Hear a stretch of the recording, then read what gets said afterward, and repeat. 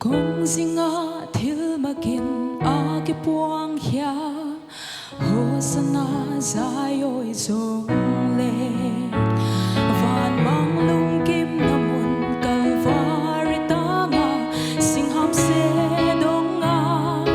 Van mang tapat huang na mu Atil hi thei lo na lugu umuntu Homuni zuan dingu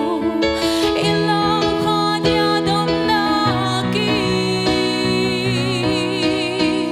Asim mo na upuain Ipay kia dingu Hiay laya komun kip nay ihilawe Kitay na hing patyan Bom ta kidingi Hongu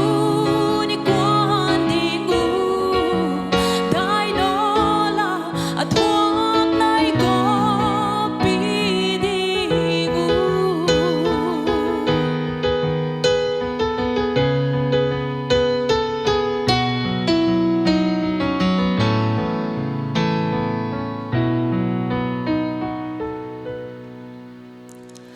Đâu ba ka se lunggil dong ko thongin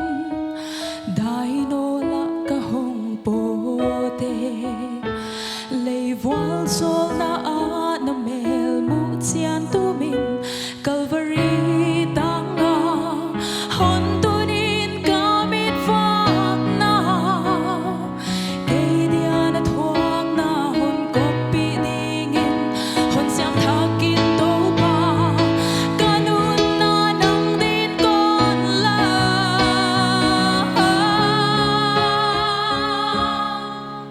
Asim mo na upuain Ipay kia dingu Hiay laya komun kip nay ihilawe Kitay na hing patyan Punta kidingin Hongun ikwan dingu Dai nola at huwag na'y kopi dingu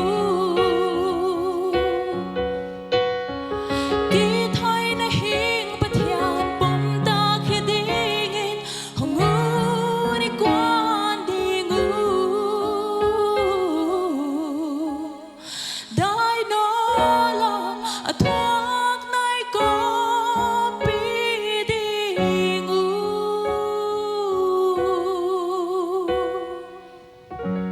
Upang kapiatang tayo